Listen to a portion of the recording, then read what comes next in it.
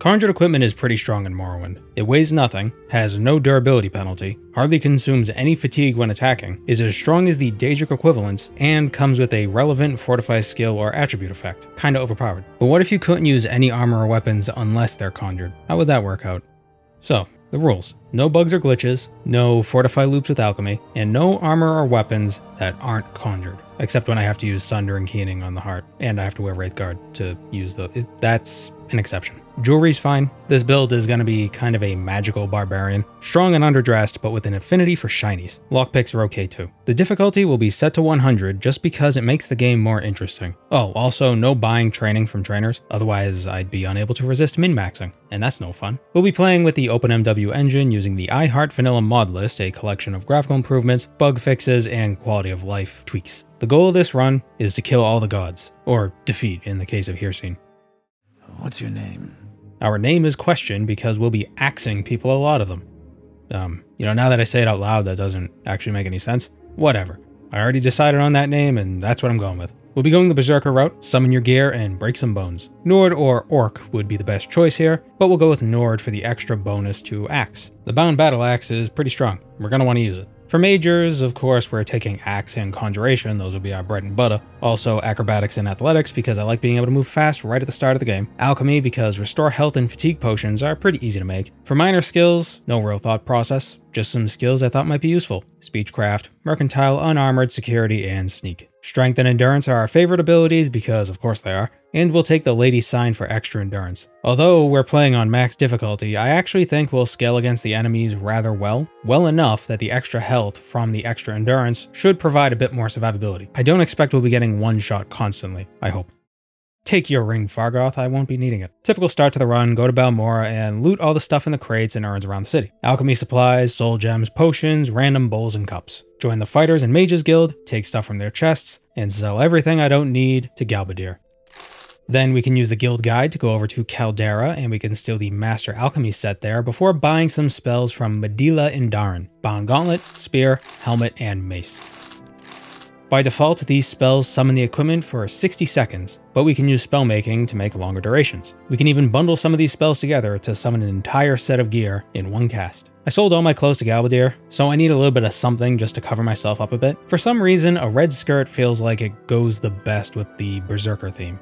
Know what I mean? There's actually no spell to summon Greaves, so it's not like I'm missing out on anything anyway. Also, fashion supersedes effectiveness 9 times out of 10. That's also why I won't be getting a bound cuirass. Gotta stick to the theme. Gotta stay shirtless. While we're here in Caldera, let's buy an Amulet of Recall from Varric Germain. I have no intention of abusing enchanted items, or making crazy enchanted items, or even using scrolls, but I'll be damned if I'm not going to use Mark, Recall, and Intervention. The easiest way to use them is with enchanted jewelry.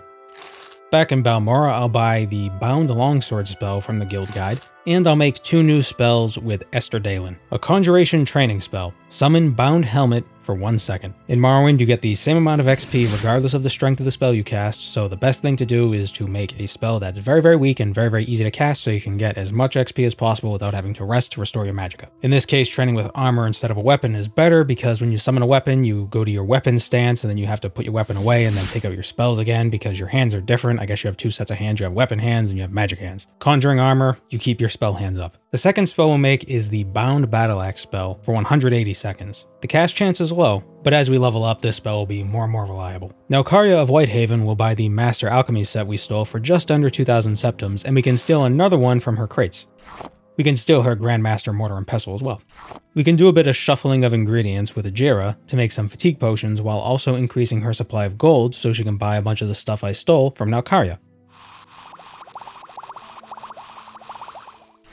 Okay, after all that, we're sitting at a healthy 3,000 septims. I also got a couple alchemy levels, and I have some potions. Let's make some more spells. The Bound Gauntlet spell not only summons a gauntlet for each hand, but together they provide 10 points of fortification to hand and agility. Because spears are good for training endurance, but spear is one of my miscellaneous skills, so it's pretty low level, pairing the Bound Glove spell with the Bound Spear spell should help my accuracy just a little bit. 120 seconds on both seems pretty good. Damn it, Dark Brotherhood. Well, no better time than now to test this spear, huh? You have my attention. Oh, wow. Yeah, the strength of bound gear kinda levels out as you get into the harder content, but early game is it's pretty strong. Before getting into the main quest, I want to do Edwina Albert's first few quests. It's mostly just a bunch of fetch quests, but the reward is pretty good. Let's just rapid fire through it real quick. Get her a copy of the Chronicles of Nichulaft easily bought at Doris's bookshop in Balmora. Look at the tasteful thickness of it. Fetch a potion from Skinging Tree's Shade in Sadrith Mora. Steal the Chimchar from Sarah Lonwy and Vivek. Make a spell that summons a set of bond equipment. Axe on boots and gloves for 60 seconds. This isn't part of Edwina's quest, but I just thought to do it while I was looking at Hemo spells.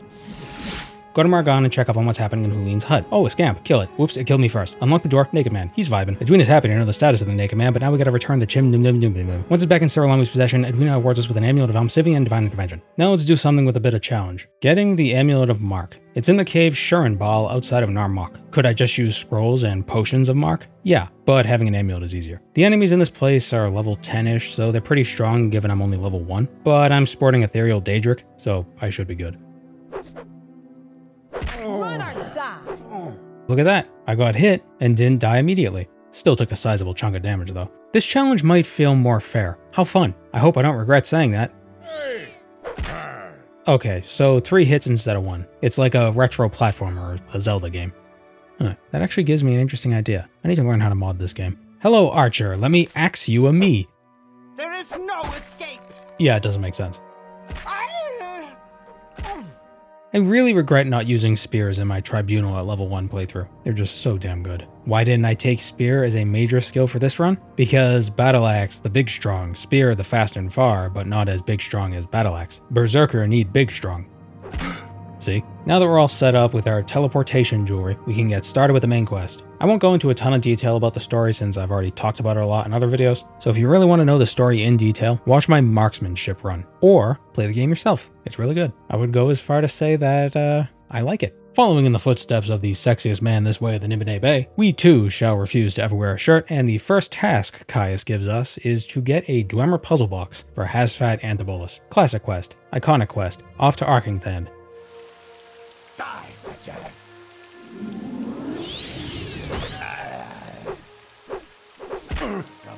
It's the element of surprise that gets you. I wonder if this is an OpenMW thing, but I've noticed NPCs won't ever use attacks that you can resist. Normally, Snowy Granius, been long enough, you think my voice would stop cracking. Normally, Snowy Granius would use shock spells, but Nords have a 50% shock resistance, and instead Granius is using fireballs. So far so good, a bit inaccurate, but that's to be expected. See, I want to get spear levels so I can get some endurance attribute points, and I want to do it sooner rather than later, both because the enemies are weak right now, so inaccuracy is not too big of a deal, but also the sooner I get 100 endurance, the more health I'll get over the course of this run. When the fights get riskier, I'll want to whip out my battle axe. It'll be more accurate, and it'll be stronger. Now I don't have to fight these guys, but XP is XP, and it's fun to fight. I did the running and crying and whining in Solstheim. I want to have a little bit of fun. Sorry, Creto, but that's just the way it goes. And there's the puzzle box. Our next task is to get a skull for Sharn, an orc who's totally not a necromancer, and that skull is in the Andrano Ancestral Tomb. Simple enough.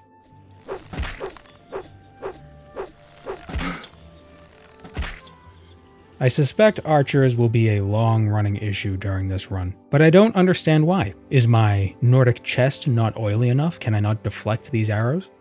Dude's skull? Cool, cool. Unarmored skill book? Cool, cool. Aren't all skill books unarmored? Hasfat has his puzzle box. Sharn's got her skull. 2 skulls now, actually. Or more. It's just that one of them is occupying a critical space that Sharn is likely reticent about relocating. These 2 tasks were to learn a bit more about the Nerevarine cult, the 6th house, prophecy, etc. And no matter how promptly we finish these tasks, Caius still won't give us more to do until we hit level 3. So we gotta go exploring. I was wandering around the Shulk Kwama mine, killing foragers and the occasional poacher, when I had a thought. Just because we haven't been given the quest yet, that doesn't mean we can't do some work that's required for later quests sooner, right? Eventually, we have to go to Coggerun and get a few items, and we'll have to get that bow from the wraith at the end of the Urshulaku burial caverns. What if I just went ahead and did that now? I'm only just now getting to level 2. Surely an adventure through Coggerun and Coggerun adjacent places will get me to level 3, right? I've said it before that Coggerun is a great place to test out a build due to its variety of enemies, but I've never actually gone there until probably a few levels into the run anyway. How much harder would Coggerun be at level 2? Let's find out. East of Kull we go. This will make getting back to Caius a bit less convenient, but I'd rather make the trek to the Urshulaku camp as few times as possible, so I'll place my mark here for later, after I kill this scamp that followed me from Asur Nabitashpi. Did I say that right? Asur Nabitashpi. Yeah. We'll start with the burial caverns. I wonder if the Wraith of Sul Cenepool is even in here. If you don't get the quest from Sumatul, does the ghost just not spawn?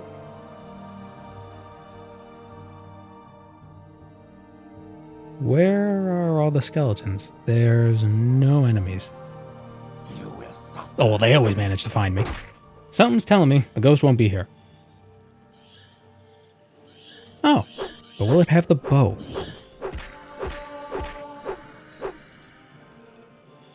Excellent, it has the bow.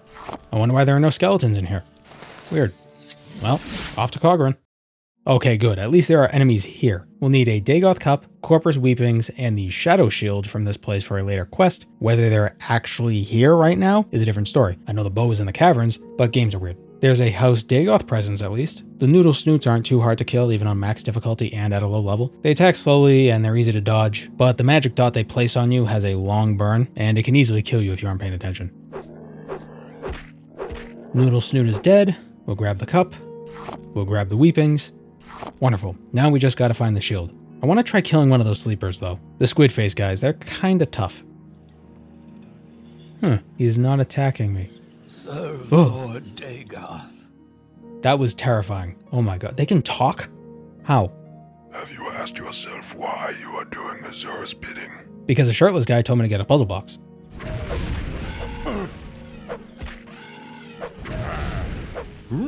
Alright, you're tougher than you look. Gonna have to employ the foolproof strat of hiding behind an obstacle while you run out of magicka.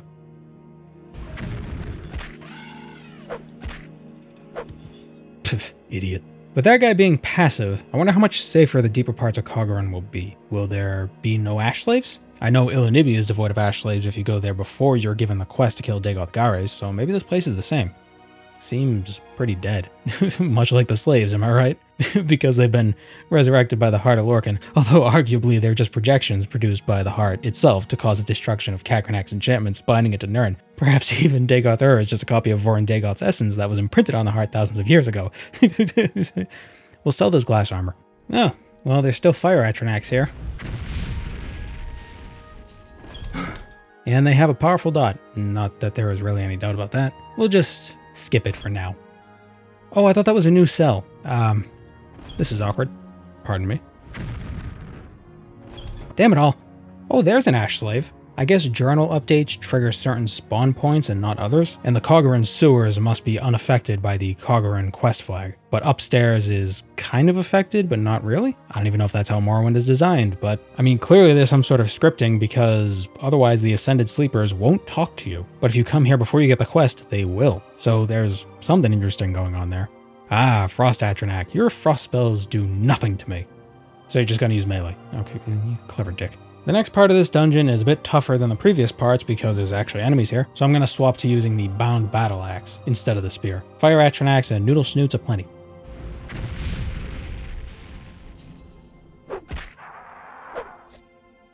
Oh, look at that. I can just barely survive a single fireball dot from a Fire Atronach. Not two, though. Come on.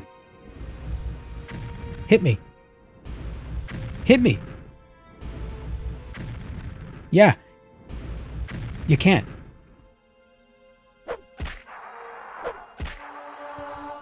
Accuracy, huh?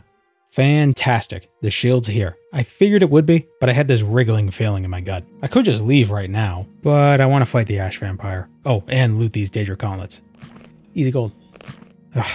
You'd think, after all this time, I'd learn to bring a sizable amount of Restore Strength potions, especially when I know I'll be fighting a Greater Bone Walker. I guess I'll just drop a bunch of stuff and fight the Ash Vampire in a weakened state. That's part of the challenge. Yeah. The sleeper awakes. You know, it's not that he sounds scary. In fact, he just sounds like a normal guy. But when that droning Morrowind cave ambiance is interrupted by a whispery, all-up-in-your-ears voice, it's quite startling. I don't play with music on, by the way. It makes editing easier. So everything's pretty quiet most of the time. Alright, so Ash Vampires are pretty strong. Put that on the wiki. Let's just go with the Battle Axe. Figured a bit of range with the spear would be good, but when my strength is damaged this much, I gotta extract as much power from my weapons as possible.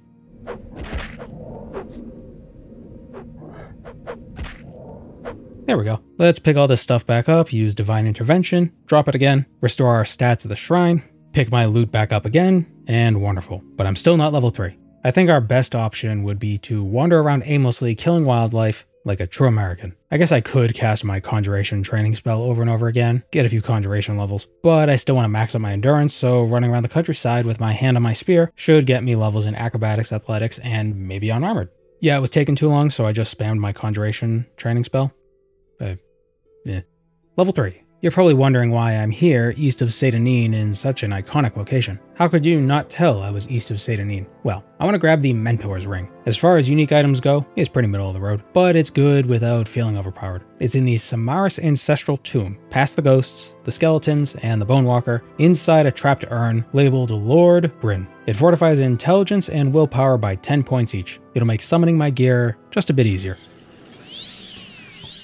Now that we're level 3, we can get on with the main quest. Caius wants us to gather more information, so we're off to question some people in the city of Vivec. Did you know you can get Halia to Jabash's bookshop without having to fight the Dunmer harassing him? If you raise at this Savil's disposition high enough, he'll just tell you to get lost. Halia is a monster in combat though, so it's not like he needs help. We'll steal a copy of the Progress of Truth while we're here at the bookshop. Then we get some information about the Nerevarine from Maramilo. Hopefully the Tribunal Temple doesn't learn that she's been disseminating dissenting doctrine. That'd be a tragedy. Finally at Hiranir. Normally you'd have to go talk to her in the sewers, then deal with the taxman and the wasteworks, then go back down to the sewers to learn what she knows about the 6th house. Instead, I'll taunt the taxman until he attacks me. This way I can kill him before meeting at Hiranir, and she'll tell me what I want to know immediately. No backtracking needed. And because he attacked me, it was self-defense, so there's no bounty. Before returning to Caius, we'll stop by the Telvanni Canton and buy some scrolls of Uth's Hand of Heaven from their enchanter. 50 points of levitate for 30 seconds. You can get inexpensive Rising Force potions from Danso and Dules in the Temple Canton, but these scrolls give you faster levitation.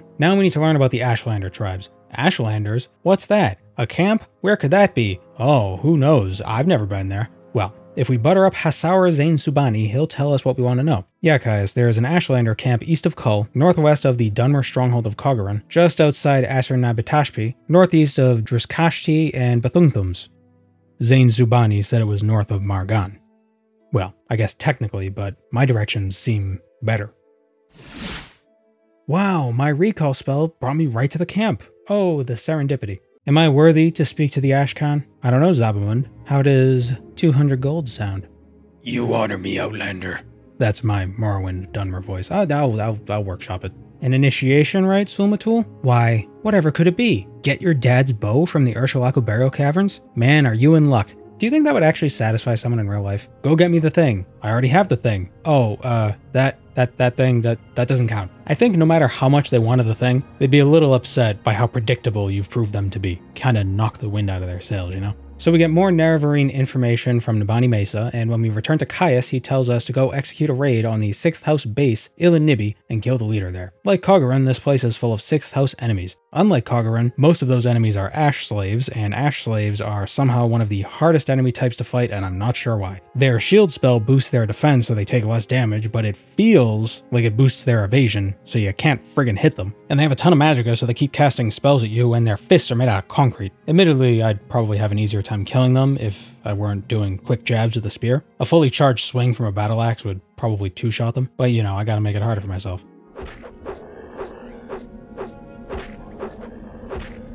Do you think Dagoth is watching this fight right now, and he's wondering what the hell Nerevar is doing?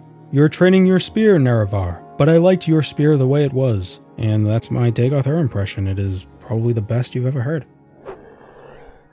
Uh-oh, Corpus. Gotta get that cured. To tell fear. There's a little trick you can do with Corpus. So every day you spend with it, it worsens, fortifying your strength and endurance while draining your willpower, intelligence, personality, and speed. Every day, those effects increase in magnitude. The idea is that you're becoming more of a decrepit, bloated Corpus monster, and I guess Corpus monsters are strong and enduring. But when you get it cured, you lose the negative effects while retaining the positive effects you gained over the course of your infection. You can get your strength and endurance really high this way. I suspect there was supposed to be an upper limit to this. Regardless, I don't want to do it. It feels like an oversight. What buffs I get over the course of getting this cured is what I'll end up with. I'm not going to do any excessive waiting, so we're probably going to see like maybe 2 strength levels. Speaking of waiting, level 4. Strength, intelligence, and endurance. Almost 100 endurance. Devaith Fear will try curing our Corpus only if we fetch a pair of boots for him from everyone's favorite living dwarf, Yegrum Bagron. He's got corpus, so he's a bit tumescent. Well, it's probably not that exciting. Corpulent is probably a better $5 word to use. No, that must be why it's called corpus. He's bloated, to say the least. But he's an affable enough guy, all things considered. A little smug, but hey, what ancient elves aren't? And in exchange for some boots, Devaith Fear makes us immortal. Not the intent, but that's the result. Divine Intervention from Telfir takes us to Wolverine Hall in Sadrith Mora, and while I'm here, I'm going to make some useful potions. With marshmallow, salt rice, and scrib jerky, you can make a potion that restores both fatigue and health. Regardless of your alchemy level, it's a nice combo potion to have on you, and it doesn't feel overpowered. It feels like a reward for exploring the game. The two vendors in the Imperial Shrine sell the ingredients. Now that we're disease-free, successfully executing the task that Caius set us upon, when we return to him, he tells us he's leaving Morrowind. The Empire called him back to the capital. And to remember him, he bequeaths to us not only his ring and pants, but his shirt. And I want to feel honored by this gift. To feel I've earned his respect. But I understand the truth. It's subtle. It's harsh. And it's something only we shirtless few understand. Granting another chessman a shirt is symbolic. I thought everything I've done for Caius and the Empire meant something. But for him to leave, while telling me to cover up with his own shirt, I don't know whether to feel insulted, angered, or ashamed. Did I do something wrong? Did I fail to accomplish my tasks appropriately? Or is Caius jealous? I see. The young supplant the old, and it seems you don't like that. I thought you were better than that, Caius. Keep your shirt. It looks better on you anyway. Now that Caius is dead to us, it's probably best that we check on Maramilo. See if she learned anything else about the Nerevarine cult and the dissident priests. Whoop, she's been arrested. Oh, I don't want to forget, I need Divine Intervention scrolls. This guy in Ebonheart sells them. Great. I want to try levitating through the whole prison. I don't know how it'll work out. Maybe I'll get stuck in some places I shouldn't be. Let's find out. It turns out, in a world with levitation magic, having ground-bound guards ain't the best choice. And maybe you should use higher-level locks for your prison so... Almost got me. You'd think God King Vivek would have put a teleportation barrier around Bar Dao to prevent a levitating berserker from smuggling in teleportation scrolls. Yeah, Mara, Halamayan, got it. How big do you think a scroll is? The in-game model is pretty large, but surely they aren't actually that size. Do you think you could pull off the whole nail file on a cake thing in Tamriel? You just put a teleport scroll in Sweet Roll. We get a bunch of books from Gilvis Borello, take them back to the Urshulaku camp, and talk to Nabani Mesa, who tells us about the Nerevarine prophecy and the different trials we have to go through, but the third trial is a secret. Shush. Sulmatul will tell us what that secret trial is, if and only if we retrieve a House Dagoth cup, Corpus Weepings, and the Shadow Shield from the Dunmer stronghold of Kogaran. Dude, you ain't gonna believe it. Now begins the final stretch of the base game's main quest. Cavern of the Incarnate, Nerevarine, and Hortator. Very little combat involved here, so there's not much of a challenge, so we'll try to speed through this kinda quick. On the way to the Cavern of the Incarnate, we'll pay the vampire Calvario a visit. We gotta kill him for the Zainab portion of the Nerevarine quests, so we might as well knock it out since we're in the area. He's currently hosting a party for the undead, all of whom are in varying states of fleshiness, but he's not too much of a problem.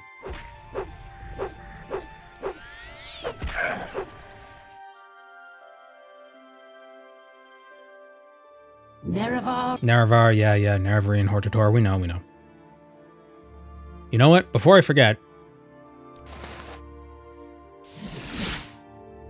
Okay, we've been named Urshulaku Nerevarine. I always forget to do this. Except right now. Now isn't always. Always was the past. And perhaps the future. But in the future, it won't be always, it'll be almost always. Speedrun. Ahmusa Nerevarine. Bring the wise woman to Al Daedroth.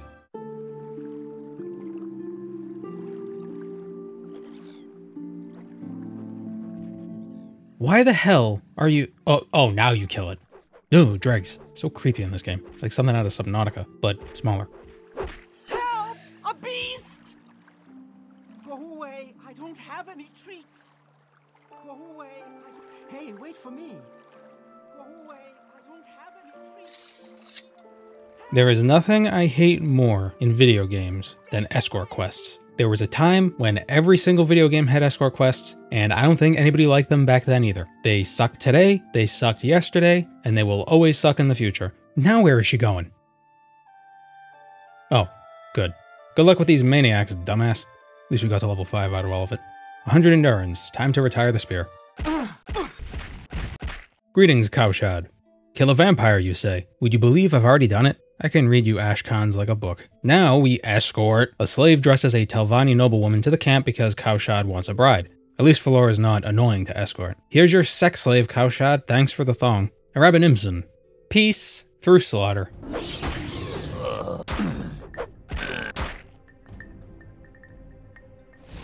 Here you are, Hanamu, the loot from the bodies of several slain men to wear upon your throne of bones. Tharana, here's money, vote for me. Dratha, here's money, vote for me. Nelith, here's money, vote for me. Gothrin, here's an axe in your skull.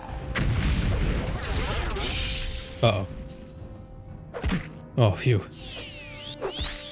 Would you quit healing and just die? We both know how this is gonna end. Aryan, make me Hortator. Thanks. Athan Sarethi, need me to rescue your son? No problem.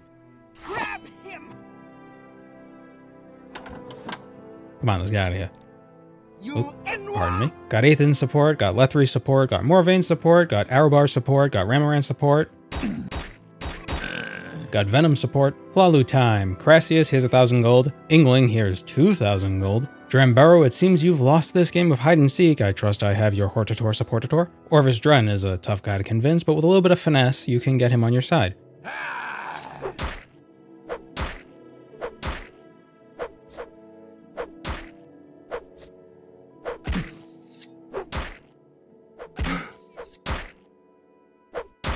First try. Omani. Orvis Dren wouldn't support me as Hortator, and unfortunately he was found dead with several axe wounds to the neck. Self-inflicted, the Ordinators say. I trust the same won't happen to you. Ulez, vote for me or I'll cut off your— And now we're the Hlalu Hortator. Thanks for the belt, Crassius. I don't need it, but thank you. I just need to check back in on Athan Sarethi, let him know that Bolvar Venom has decided to cease his opposition. And that's the Redoran Hortator. We're ready to meet the Archcannon. It's crazy to think Archcannon Tholar Saryani can launch giant metal balls across a battlefield. And here's the final act of the base game's main quest. We meet with Vivek, and he tells us the plan to defeat Dagoth Ur. We must use Kagranak's tools on the heart of Lorcan and sever the enchantments the Dwemer placed upon it. This should defeat Dagoth Ur once and for all. But to wield the tools without receiving lethal injuries, we must wear Wraithguard, a heavy armor gauntlet that Vivek gives us. This is, unfortunately, the one part of the run where we have to break the rules, which is why there is the exception. Not only must we equip a non-bound glove, but we must use Sunder and Keening on the heart, neither of which are bound weapons. Let's just pretend Wraithguard, Sunder, and Keening are weirdly shaped lockpicks. Yeah, that works. Sunder is in Veminal, Keening is in Odrasal. Dagoth Ur is in Dagoth Ur.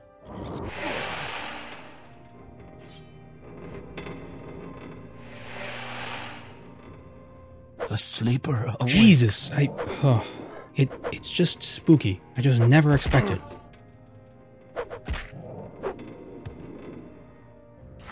I guess I didn't have to kill Odros, but why skip what's kind of a boss fight? You do have to kill Vemin, though. It's not so bad since he mostly casts spells that don't have an area of effect, meaning you don't have to worry about his 10-ton fists knocking you out with a single hit. Sunder and Keening in hand, it's time to deal with our first of many gods. Watch out, Neverine coming through, out of my way, piss off Bonewalker, I don't need your shit.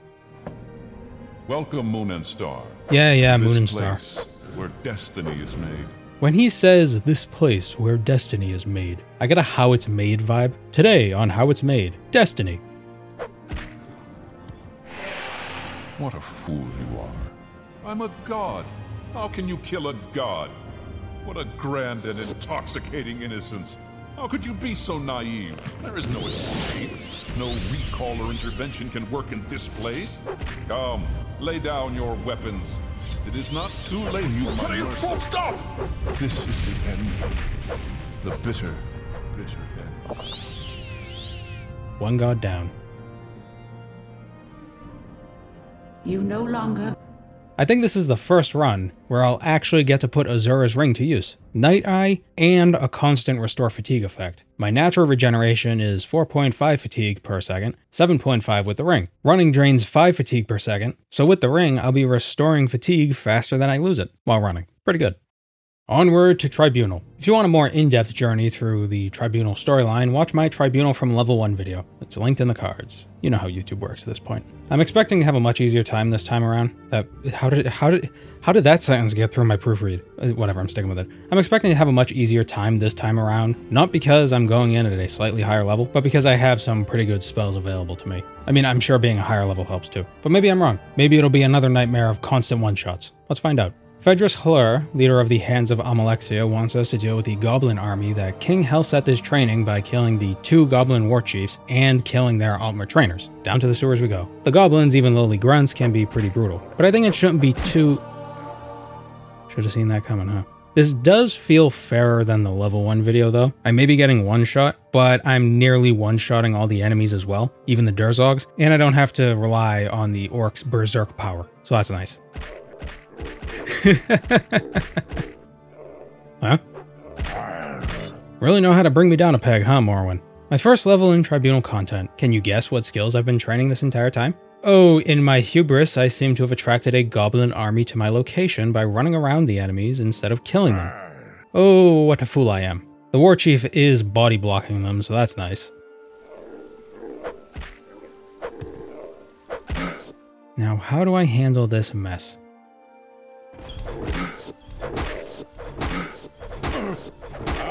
What about levitation? I do have some potions.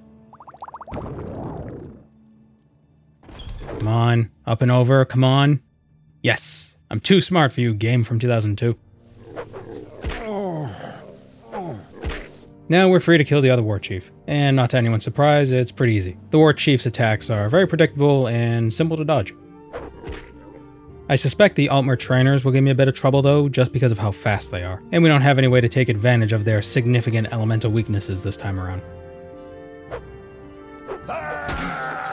Probably not smart to fight 2 at once. I assume the damage you do to an enemy's armor durability is directly proportional to the damage your weapon deals, and it's why I love these chunky 2-handed weapons. An enemy can only block a handful of times before their shield just completely breaks. A fast, weak weapon would get blocked way more often before the shield breaks, if it breaks at all.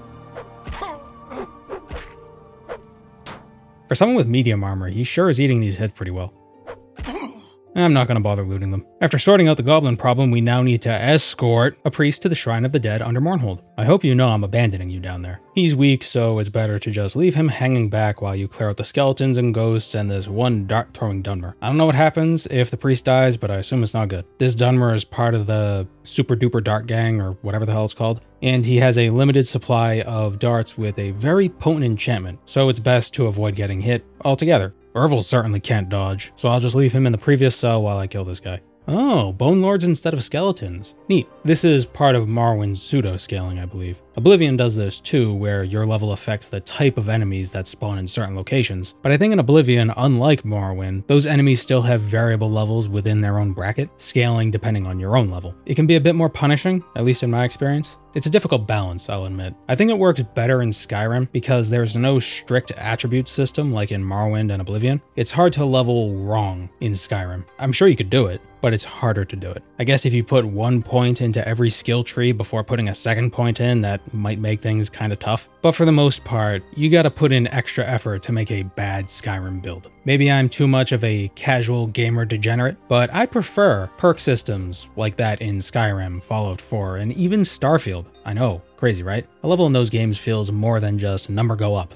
Although admittedly some perks are just, oh, do 10% more damage. Regardless, it's why I'm not on board with the Morrowind best ever meme. They all have their goods and their bads. Anyway, time to fight the profane acolytes with their greater bonewalkers. Their bonewalkers die in about 2 hits. That's good. But they're resummoned soon after they die. That's bad. But the profane only use shock spells, which I resist. That's good. But they've got a ton of magicka, so I can't wait out their casts. That's bad. Although they stagger and fall to the ground pretty easily, stopping them from resummoning the Bonewalkers. That's good. Alright, enough of that. I'm over encumbered and I don't feel like resetting, so let's play some Mark, cast Divine Intervention, drop all these Divine Armaments and armor on the ground. I don't need them anymore. They're just weighing me down. And we'll restore our stats at the Imperial Shrine before recalling back. And that's all she wrote. Level 8. Alright, Ervil. Coast is clear. Come, cleanse the shrine. Thank you. Good job. Good luck finding your own way home. Job done, Gavis. A blessed spear for me because Ervil survived the journey. Oh, thank you. Ain't I great? Next, we need to get Barrelzar's Mazed Band from Barrelzar in the sewers. It's a real shame. Mournhold and the Clockwork City are such cool locations, but we spend most of the expansions stuck in the sewers. The profane NPCs are pretty cool looking though. Simple, but cool. There's something spooky about them not having a lower jaw. Kinda like the Bone Lords, but the Bone Lords are trying too hard because they have too many arms. I don't know. There's something about the simplicity that's appealing. Barrelzar may have a Daedric Claymore as a weapon, but the real danger is the spell he keeps trying to cast on you. Burden and Blind. So you can't see him one-shotting your over-encumbered body. Oh, the burden wasn't enough, I could still move. Can't see though, so I have to use the little mini-map as my guide. Just gotta backpedal until my eyesight returns. Alright, where is he? Let me at him. Oh, he's over there.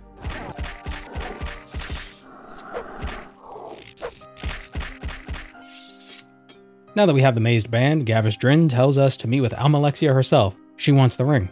Here you go. Here's the ring. After waiting a day, the city is suspiciously attacked by mechanical automatons, strange creatures that seem to have been brought from another place entirely, a place that one would have to teleport to, perhaps by making use of a specially enchanted ring that allows teleportation to even unteleportable 2 locations. Surely not suspicious at all. The Fabricants have a good bit of health, but they stagger quite reliably when struck with... They can be a bit unpredictable. Phaedrus would like us to investigate the hole that opened up in the plaza.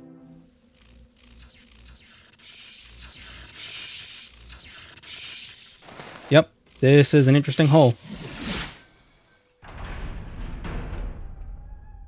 It's an interesting hole, but Almalexia is less interested in interesting holes and more interested in the feeble suicide cult that's cropping up in Mournhold. Honestly, the best way to get rid of a suicide cult is probably to just let them do what they're doing. It's a self-correcting issue, but she doesn't like the gossip they're spreading. And after we learn more about them, because a god couldn't have just sussed this out on their own, she wants us to enter the interesting hole once again and activate the Dwemer weather controlling machine within. It's ironic that she not only used Dwemer tech to become a god, but she must now rely on it to show that her divinity isn't waning. She won't have to worry about that for very long though. The Dwemer automatons down here aren't too threatening. Even the AoE enchantments on the archer's darts aren't that bad since I resist the shock damage, but getting hit directly is easily a one-shot kill. Best to avoid them entirely. It's not like I'm planning on using their darts anyway, so I'm not going to farm any up.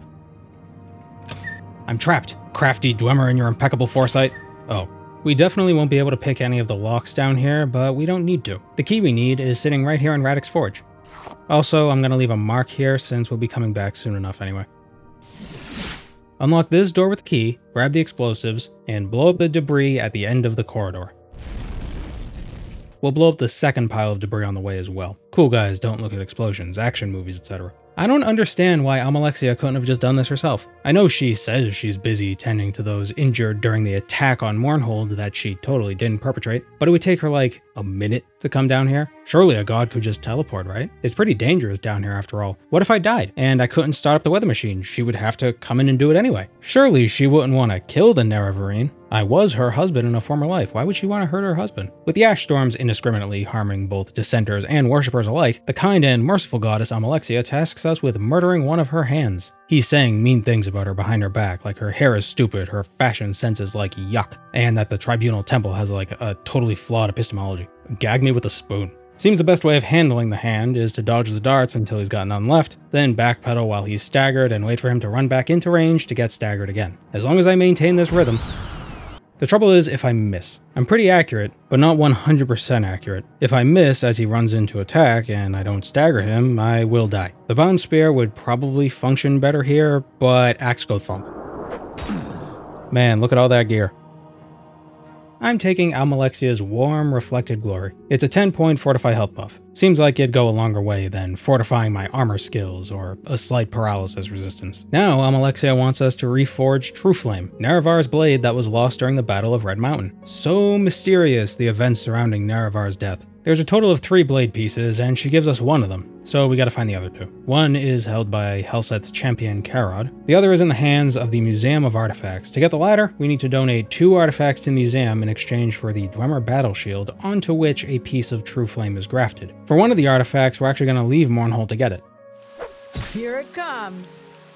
The Boots of Blinding Speed. Probably the least wise item to donate, but I'm recklessly wild. You can't hold me back. The second artifact will come as a reward while getting the second blade piece. Convenient. Before we could fight Karod, Helseth wants us to foil an assassination plot targeting his mother, Queen Baranzaya. Of course, the assassins were sent for me, not the Queen. Sent by Helseth himself, in fact. He's the whole reason the Dark Brotherhood was attacking us in Vardenfell in the first place. I read an interesting theory that Morrowind's Dark Brotherhood is actually the Mythic Dawn in disguise. A lot of the Dark Brotherhood targets you have to go after during the Morag Tong questline are in Daedric shrines to Mehrunes Dagon, and the structure of the Brotherhood is very different from what we're used to. Their Night Mother is just a woman who leads them. She's not some spiritual conduit to Sithis. The Dark Brotherhood in Morrowind seems more like a knockoff. They're what the Brotherhood would be if they were just pretending to be the Brotherhood. Considering how taboo it is to worship princes from the House of Troubles, it makes sense that they'd try to hide. Why hide as illegal assassins is anyone's guess. It's just speculation. With the plot against the Queen foiled, we can now prove our strength to Helseth by fighting Karod. He's a very easy fight. He may be level 50, he may be fast, and he may have a lot of strong constant effects, but his weapon is pretty terrible. It maxes out at like 15 damage, so if he does hit you, it's not a problem. He's just got a lot of health, so the fight takes a bit of time.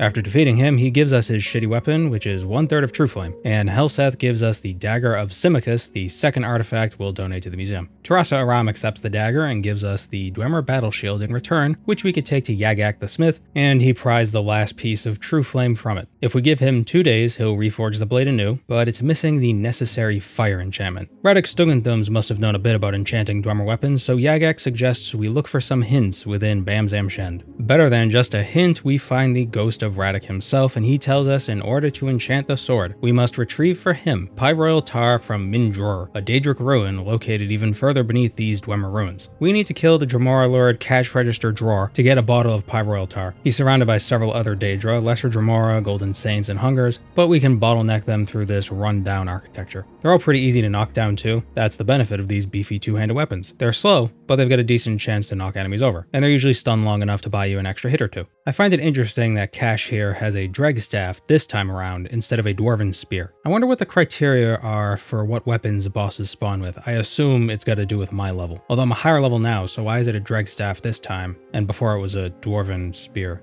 Or maybe it was a Dwarven Halberd. Whatever, 6 of one, half dozen of the other. Anyway, if we take the tar back to Radek's ghost, he'll imbue True Flame with True Flames. With sword in hand, even though we won't use it, Amalexia sends us off to the Clockwork City in order to kill Sothasil, the one responsible for the Fabricant attack on Mournhold, allegedly. She can teleport us to the Clockwork City, but she couldn't teleport down to the weather machine? And why can't she just kill Sothasil herself? Something's not adding up here. Make sure you kill the Fabricants on your way through the city. Don't just rush past them. You need some of their juices for some of the puzzles. Well, that thing just got deleted. And I just got deleted. The biggest weakness of battle axes is that they make you overconfident. Were two-handed battle axes real weapons? I know there were two-handed swords like the Zweihanda, and I know there were small one-handed axes that an archer might use if somebody gets a little too close. I think they also use falchions, which is kind of like an axe. I mean, it's a sword, but it's also got like a very choppy sort of, I mean, it's more of a machete, really. It's a medieval machete. But did anyone really use these giant, ridiculous axes? They seem unwieldy. And then at what point does a battle axe become a polearm? I guess it's just a length thing, right? I'm getting distracted. Level 9. Nice. We need the speed juice for this room. Just chug all the Verminous Fabricant Elixir you collected and zoom to the next room.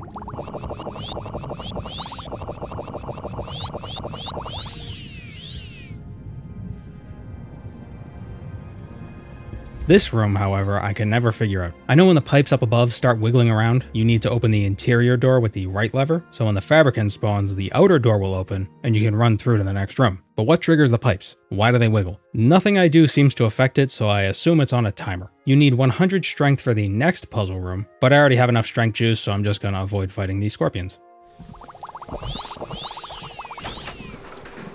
I'm guessing the cheese pizza looking substance is supposed to be molten slag, just another sign of the Tribunal's decay. The Clockwork City is cooling like a dying volcano, if that's how volcanoes work. Geologists, if there's one of you in the comments, let me know. The Imperfect is a pretty tough enemy, a lot of health, can't be staggered, and it has a potent shock attack that also debuffs you with weakness to shock. Being ignored weakens the attack, making it not a one-hit kill, but the danger arises when it uses the spell in quick succession, bleeding my health faster than my potions can heal. I think the weakness effect doesn't actually affect the initial damage of the spell since the damage applies first. The weakness debuff lasts for 5 seconds, so if it casts the spell again within those 5 seconds, then I take increased damage. Otherwise, it's just an unmodified chunk of shock damage. Time to fight Almalexia. You can speed up her monologue by saving and loading. It forces her to start the next part of her speech. I will tell the tale myself. The mazed band has allowed me to travel to this place. None may stand in my way. I'm doing this without door cheese, running out of the room when she casts the spell so you don't take damage. We're not going to do that. Her magic attack does a touch less damage than my entire health bar. 100 points of fire damage plus 40 points of absorb health. I have 147 health, so I just barely hold on. There's also a weakness to fire component to the spell, but like with the Imperfect, I'm pretty sure it doesn't affect the initial damage of the spell. Because I can reliably stagger her, by the time she can cast another spell, I've already healed up to full with potions and the weakness debuff has worn off. As long as I keep the correct rhythm, she should stay stagger locked long enough for me to stay safe. Morrowind is a rhythm game. The bigger danger is Hope's Fire. I may resist its enchantment, but it's a strong sword regardless, and Almalexia is like level 100, so a direct hit.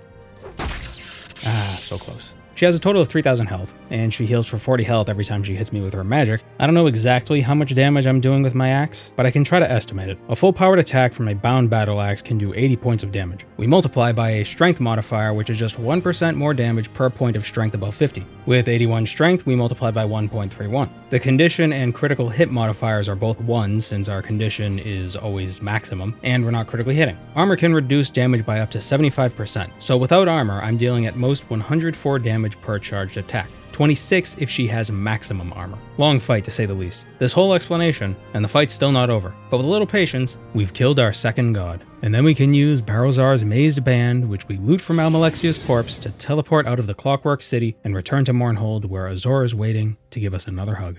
And go with my blessing. Onward to Solstheim. If you want to know the story in more detail, watch my Solstheim from level 1 video, linked in the cards. There were 2 reasons for making those from level 1 videos. They're challenging, so views, but they're also self-contained, so I can refer back to them for narrative purposes whenever I want. Think of it like reference material. So the beginning of the Bloodmoon story is quite mundane. Captain Fawkes wants us to find out why the soldiers are grumpy, give a soldier some sujama, or any alcohol for that matter, and they'll tell us the captain banned alcohol. But the truth is he actually didn't. The shipments just quote-unquote stopped arriving. And that's because the priest, in all his self-righteous glory, stole it and hid it away in his office. We promise not to narc on him, and he gives us a key to his stash. With all that sorted, we can get on to the real meat of this island. Weapon smugglers. We'll investigate the matter of missing weapons with Gaia Artoria because she's a better fighter than Sanus Lucius, and I have no idea how difficult fighting the smugglers will be, so I'm banking on all the help I can get. After a bit of convincing, Xenofaustus points us to Gendrun Caverns, just outside the fort. There are 5 smugglers there, all with enchanted weapons that paralyze on strike.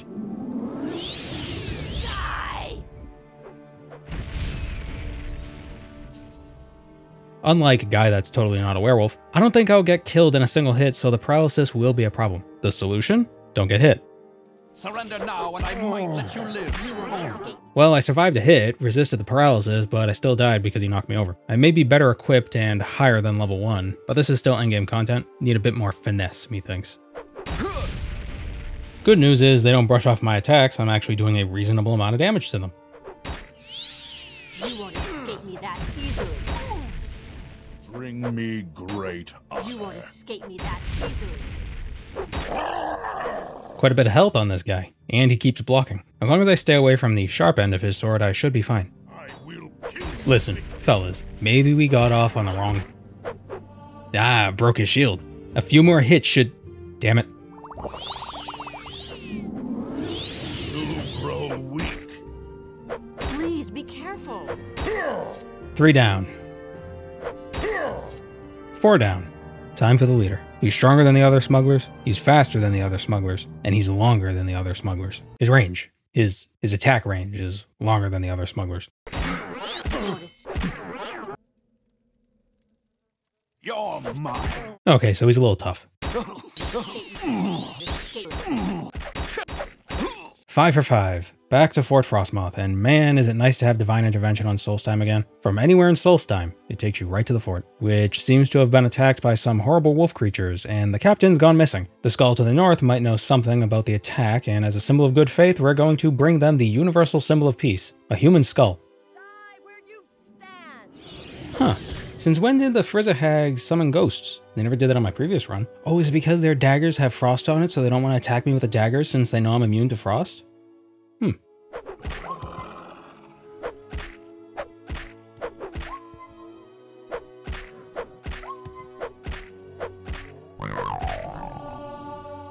We've made it to the Skull Village. Ignore the blood. Tharstan Heartfang loves the skull. I was worried because I thought he might already have one. He points us to Korst Windeye, the village shaman, who tells us to perform the Ritual of Gifts in order to restore the oneness to the land. Easy enough, right? Yeah, I was hoping. There are 6 rituals, some are harder than others, but I'm certain I'll have an easier time this time around than last time. We'll start with the Beast Stone. Rescue the good beast from being killed by a bunch of Reeklings. If you don't kill the Reeklings fast enough, the bear will die, and I guess the quest is soft-locked and you have to reload a save. Fortunately, this is little more than a slaughter.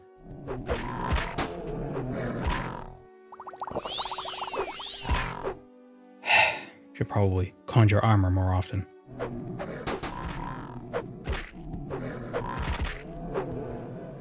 There we go. Pull the arrow out of the good beast, rest up a bit, and return to the Beast Stone. Ritual of the Beast complete. Windstone, we gotta fondle the greedy man's windsack in Glenshul's tomb. This place was a nightmare during my level 1 run, and it was the impetus for a 4th wall break, which everybody thought was a face reveal, even though I've been showing my face on this channel for 2.5 years, but a lot of you are new, so hey, how are you? I have alopecia, that's why I look the way I do. I also learned that I look like a lot more people than I realized. I should make a tier list. Anyway, will this build fare better?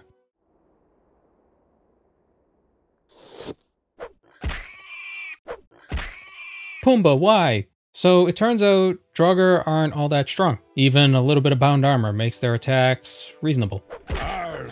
They're still nightmarishly fast though.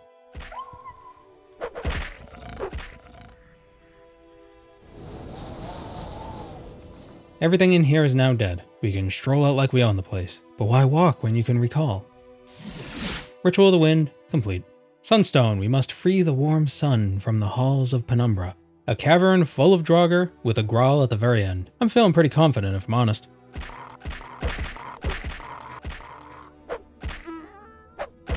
I hate Grawl. Oh my god, why is it so fast? Wow.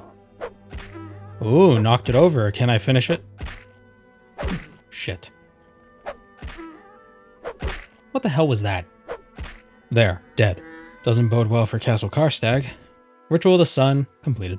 The Tree Stone. He who has the seeds controls the trees. I must retrieve the seeds of the first trees and plant them near the Tree Stone. After killing the Reekling, you could just take the seeds and be on your way. The Spriggans will stop attacking you, but because you have to kill a Spriggan 3 times before they stay dead, it's pretty good axe XP, so why not kill them? Also, chopping down Spriggans with a battle axe is peak immersion. Ritual of the Trees complete.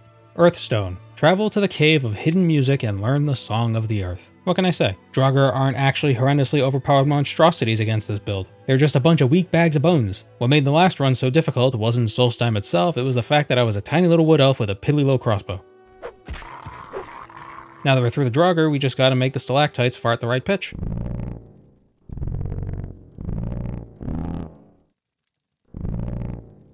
Excellent. Ritual of the Earth completed. Waterstone. We must... Oops.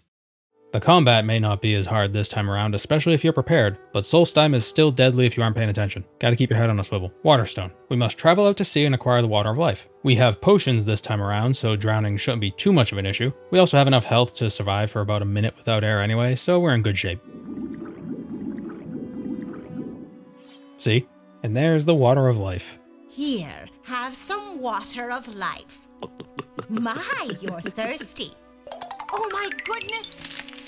Ritual of Water completed. That's all 6 rituals, and as a reward, Tharstan gives us the Mace of Avar Stonesinger, one of the strongest weapons in the game. It's a one-handed mace that can do up to 90 damage, double against werewolves. Stronger than even Sunder itself if you go by raw damage numbers. Perhaps even if you go by cooked damage numbers.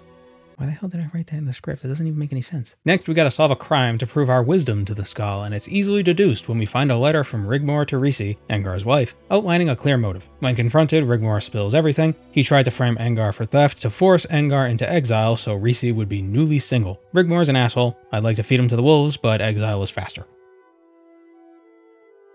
As a reward, we get a wolf helmet that would go great with this whole barbarian aesthetic, but it's against the rules, so we'll just drop it at Tharston's feet. I'm sure he appreciates us rejecting his gift immediately. Also gonna drop all this other crap that's weighing me down. True Flame, Hope's Fire. The skull can have him. That mace alone weighs 90 weight units. Now it's time the skull tested our strength. As if it weren't clear how beefy and tough I am from these glistening abs. We got a Draugr Lord living under the lake, and it's about time somebody put a stop to his dastardly deeds, making a big fire on the lake.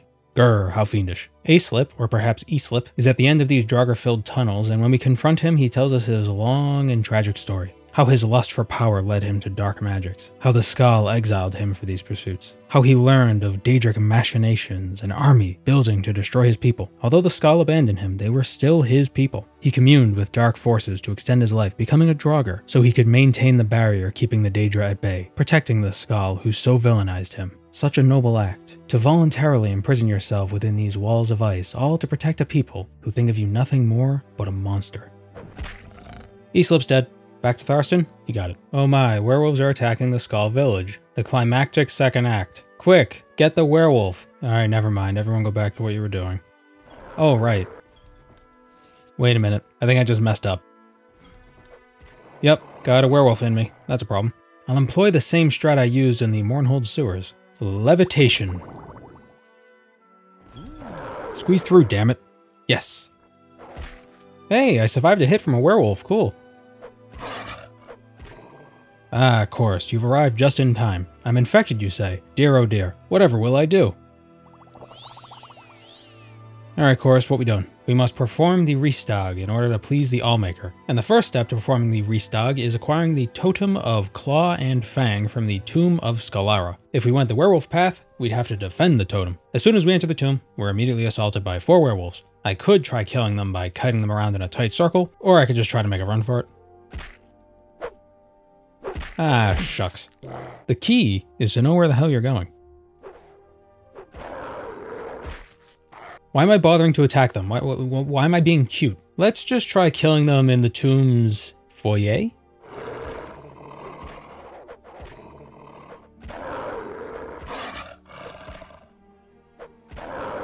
Well, it wasn't easy. It wasn't really hard either. It's mostly just tense since one hit from them is probably enough to kill me. The chest containing the totem has a level 30 lock on it, and I could just try to snipe pick it while I'm running away from the wolves, but killing them is more manageable.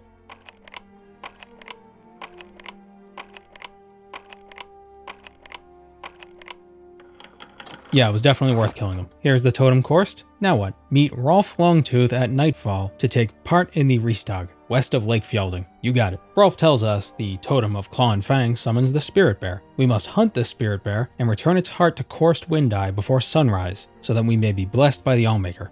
Hunt a bear. Easy. Satyr the Bold is dead. Grerid Axewife is dead. Whoop, werewolves, and a bear.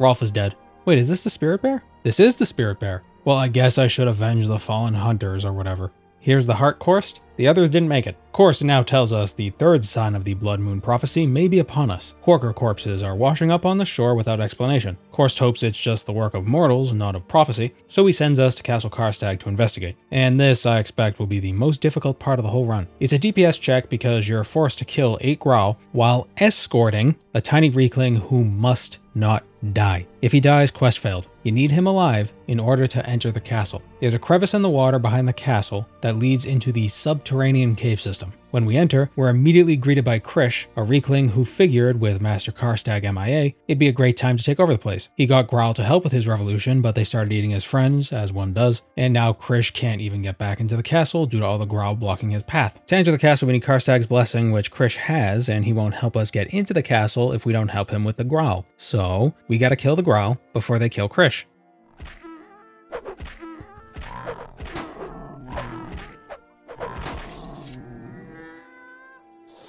At least these Growl are a bit weaker than the one in the Halls of Penumbra. And Krish is dead. Gotta reload. I think my best bet is to press myself up against the growl and just hope strafing is enough to keep me alive until I stagger it or something. Yeah, like this. God damn it, Krish. Why can't you just stay back? You can't fight these things, you're too tiny. Well, that took long enough. With all the growl dead, we can now enter the castle. And now here's a point where I need to be as transparent as possible. Let me just step out of the narrative for a moment and talk to you post-footage recorded, just background noise. As you can see, I'm looting a bunch of Nord meat. It's like Sujamma. It can boost your strength by a ton. And there's a bunch of it here in Castle Karstag. My first playthrough, the one you're watching, I used a bunch of these for the final fights and for the maze when you're running through with all the werewolves. But it didn't feel right, so I went back at the time of writing this script to try again. But I didn't have a hard save before this point. The earliest save was before I started doing any of the Bloodmoon stuff. I probably should have saved more frequently, but I didn't. So what I ended up doing was loading that save, using the console commands to edit my skills to match what they will be in the old footage at the end before all the fights. Then I console commanded myself to the end of the quest so I could re-record myself fighting all those fights without boosted stats. Does that make sense? So it means this run isn't contiguous, but the original attempt felt cheapened by the mead. So I think this is a better alternative. I could have just not said anything and you'd all be none the wiser, but I would know, and that would bug me. So I'm putting it out there now. My first attempt, I used a bunch of Nord mead and Sujamma. It was, unsurprisingly, very easy. My second attempt was artificial, but identical to what it would have been if I didn't use strength boosting potions. We good? Cool. Now that we're in the castle, we can talk to Dulk, and he tells us that they're not responsible for the death of the Hawkers, and if you can't trust these little weakling shits, then who can you trust? He also reveals that Karstag, too, was kidnapped by wolves. It seems the Bloodmoon prophecy is coming to pass. That's why they called the expansion Bloodmoon, oh my god. Back at the village, Kors towards us with a sword that's good at killing growl. Would have been nice if he gave that to me before I went to the castle, but whatever. I wouldn't have used it anyway. With the prophecy all but confirmed, Kors says there's nothing we can do but wait for the hunter's game to begin. And the next time we rest,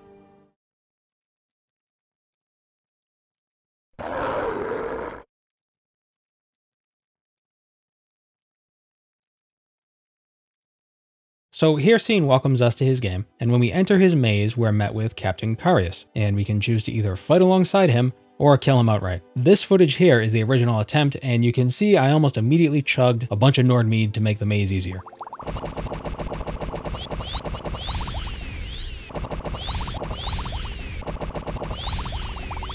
Here's the new attempt. The strategy is the same, but I ignored Carius since he doesn't actually matter, and I just sprinted through the maze, grabbed the key, and headed for the portal. Strangely enough, werewolves aren't fast enough to keep up with you. On the other side of the portal is Tharstan. We can either fight alongside him or kill him immediately. He'd eventually transform into a werewolf and attack us anyway, so I figure we might as well just get it over with now. My first attempt, I was loaded up on booze, so he died in a few hits. Second attempt took many more hits, so there was more risk involved. Other than that though, he was just like any other vampire. Not a vampire. He was just like any other werewolf, except with a bit more health. He's very different than a vampire.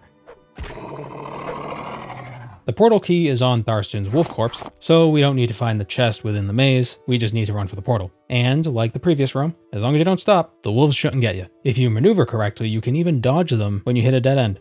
The Karstag fight. The boozed up attempt saw him die in 2 hits. The more challenging attempt...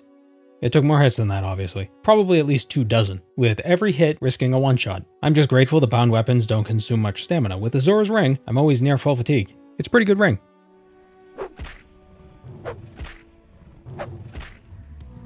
And that's Karstag dead.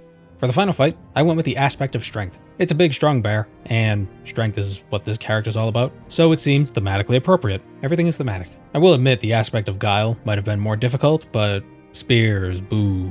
A lot of these boss fights, I guess you could call them, feel a bit like red tearstone fights in Dark Souls. In Dark Souls, when your health is really low, basically 1 hit away from death, if you're wearing the red tearstone ring, you do boosted damage. The idea is to never get hit, so you can benefit from the damage boost and kill the boss faster. Except in Morrowind, the extra damage I'm taking doesn't let me do extra damage in return, so imagine I'm using the red tearstone ring strategy without the ring. So I basically just die in 1 hit. And with that, the aspect of strength is dead, and Hircine's plot was foiled with the power of bound equipment. Dagoth killed with bound equipment, and Sundering Keating. Amalexia killed with bound equipment. Vivek? Oh, I forgot to kill him!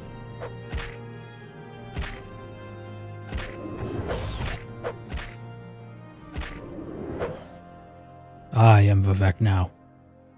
How do I float?